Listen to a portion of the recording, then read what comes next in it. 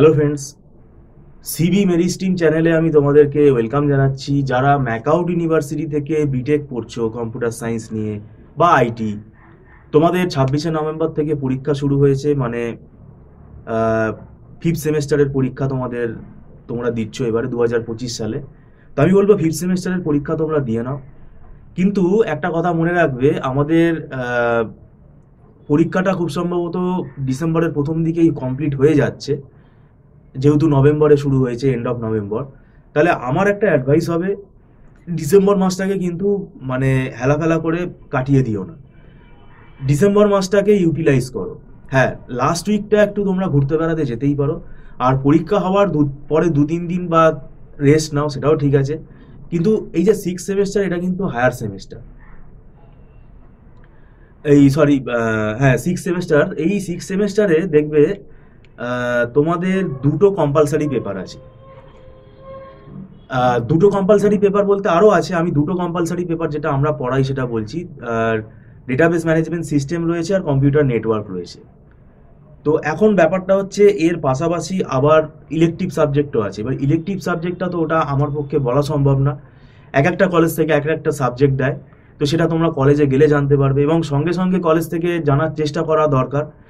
অনেক কলেজে হয়তো একটু দেরি করে জানতে পারলে, আগে থেকে জানলে পড়া শুরু করে দেওয়া যায়। এবং ইলেকটিভ সাবজেক্টে যেটা আমরা দেখবে, ওখানে একটা খুব ইম্পর্টেন্ট সাবজেক্ট আছে, data warehousing, data mining. ওটা আমরা পড়াই, এবং ডেটা মাইনিংটা কিন্তু মেশিন লার্নিং এর মতন, মানে মেশিন লার্নিং বেসড। তো সেই জন্য সাবজেক্টটার মধ্যে দুটো ভাগ আছে কিন্তু, ডেটা ওয়্যার হাউসিং আবার ডেটা মাইনিং। তো সেটা আমি তোমাদেরকে অ্যালার্ট করে রাখছি, ওটা আমরা পড়াই। এবং যে কম্পালসারি সাবজেক্ট কম্পিউটার নেটওয়ার্ক আর ডেটাবেস ম্যানেজমেন্ট সিস্টেম, এই দুটোও কিন্তু তোমাদের সিলেবাস মনে রাখতে হবে অনেক বড়। আর নেটওয়ার্কিং সাবজেক্টটা কিন্তু পুরোপুরি ম্যাথামেটিক্যাল সাবজেক্ট, এবং নেটওয়ার্কিং এর মধ্যে বেশিরভাগই তোমার দেখবে অ্যালগোরিদম আছে। যেমন data link layer, network layer, এই দুটো লেয়ার, মানে আমাদের ওএসআই যে মডেল আছে, এই দুটো লেয়ারে দেখবে বেশিরভাগই তোমার অ্যালগোরিদম। তো সেই জন্য এই অ্যালগোরিদমগুলো বুঝতে হবে, অ্যালগোরিদমগুলো শিখতে হবে, এবং অ্যালগোরিদমগুলোর উপরে আবার অঙ্ক আসে, মানে নিউমেরিক্যাল আসে। সেই জন্য আমি তোমাদেরকে বলছি, নেটওয়ার্কিং সাবজেক্টটা অনেকে আমি ওভার কনফিডেন্স দেখেছি, আমি পড়ে নেবো স্যার, তারপরে কিন্তু গিয়ে দেখতে পাচ্ছি যে সাপ্লি পেয়ে গেছে। কিন্তু এটা আমাদের দীর্ঘদিনের অভিজ্ঞতা থেকে বলছি, সব স্টুডেন্টকে বলছি তা না, কিছু কিছু স্টুডেন্ট আমরা দেখেছি আমাদের কাছেও পড়তো, মানে সে নেটওয়ার্কিং সাবজেক্টটা আমাদের কাছে পড়লো না, মানে ওটা নিজে মেক আপ করে নিতে পারবে, কিন্তু সেটা খুবই ওভার কনফিডেন্স, সেই ব্যাপারটা হয়ে যাচ্ছে। তো নেটওয়ার্কিং সম্বন্ধে আমি তোমাদেরকে বললাম, এটা সাবজেক্টিভ আলোচনা আমরা পরবর্তীকালেও আমরা আবার করব। এবার ডেটাবেস ম্যানেজমেন্ট সিস্টেম দেখবে, এই সাবজেক্টটাও কিন্তু অনেক বড়। ডেটাবেস ম্যানেজমেন্ট সিস্টেমের মধ্যে প্রথমে দেখবে আমাদের ডেটাবেস মডেলটা আছে, বিভিন্ন ডেটাবেস ডিজাইন মডেল আছে, ডিজাইন শিখতে হবে। তারপরে রিলেশনাল অ্যালজেব্রা আছে, তারপরে আমাদের এসকিউএল প্রোগ্রামিং আছে, তারপরে ওরাকেল পিএল এসকিউএল আছে, ট্রানজাকশন ম্যানেজমেন্ট আছে। এই ডেটাবেস ম্যানেজমেন্ট সিস্টেমের সাবজেক্টটাও কিন্তু অনেক বড়। তো সেই জন্য এখানে আরেকটা ব্যাপার হচ্ছে, ডেটাবেস ম্যানেজমেন্ট সিস্টেম পরবর্তীকালে তোমার কাজে লাগবে প্রজেক্ট বানাতে, এবং এটা ইন্টারভিউতেও খুব কাজে লাগবে। তো সেক্ষেত্রে তোমাদের আমি আগে থেকেই বলছি যে সময় কিন্তু অনেক বেশি আমরা পাচ্ছি না, 3-3.5 মাসে কিন্তু সিলেবাস কমপ্লিট করা যায় না। এবং সেটাই হয়, স্টুডেন্ট কিন্তু প্রথম দিকে কেউ তারা আসে না, মানে টিউশন নেয় না, সেইটা তাদের কিন্তু একটা গাফিলতি। তা না হলে কি হয়, তখন তাড়াহুড়ো করে পড়াতে হয়, সেটা কিন্তু সম্ভব না। আর যারা মনে করছো যে আমরা সেলফ স্টাডি করব, আই অ্যাপ্রিসিয়েট দ্যাট, সেটা কিন্তু অ্যাপ্রিসিয়েট করছি, সেটাতে আমরা কিন্তু বাধা দিচ্ছি না, সেটা তার ব্যক্তিগত ব্যাপার।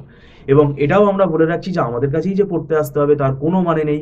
কোনোভাবে যদি দেখো, কেননা দেখো তোমরা মানে ফিফথ সেম অব্দি এসে গেছো, নিশ্চয়ই তোমরা বুঝতে পারছো যে কোথাও না কোথাও তোমাদের হয়তো কারুর না কারুর ডিফিকাল্টি হচ্ছে, হয়তো তোমরা কোনো টিচার গাইডেন্স পাচ্ছ না। সেই জন্যই আমি তোমাদের বলে রাখছি, ব্যক্তিগতভাবে যারা মনে করছো যে না আমাদের একটা অনলাইন টিচার গাইডেন্স দরকার হলে ভালো হয়, কারণ অনলাইনেই কিন্তু বেটার, কারণ অফলাইনে কোনো লাভ হয় না। অফলাইনে স্টুডেন্ট কোনো সময় কোনো একটা ধরো প্রজেক্টে রয়েছে, কোনো সময় সেমিনারে রয়েছে, তারপর হয়তো দূরে থাকে, দূরে আসতে আসতেই সে তারপর বৃষ্টি বাদলের দিনে সে আসতে পারছে না। অফলাইন ওই জন্য কিন্তু আমাদের এখানে বন্ধ, আমাদের এখানে অনলাইনেই ক্লাস হয়, এবং অনলাইনে টানা 1.5 থেকে 2 ঘন্টা ক্লাস হয় আমাদের।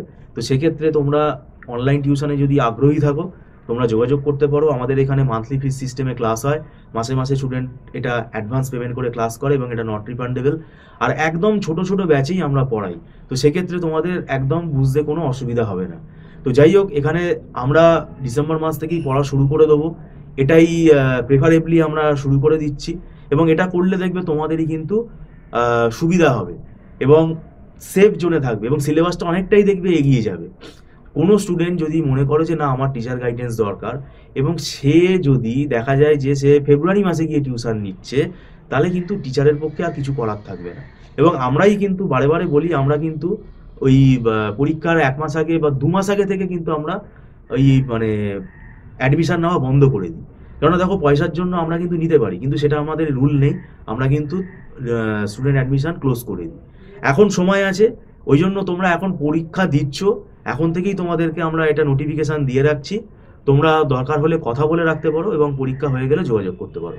যাই হোক, ভিডিওটা সম্পূর্ণ দেখার জন্য তোমাদেরকে আমি ধন্যবাদ জানাচ্ছি। Thank you so much.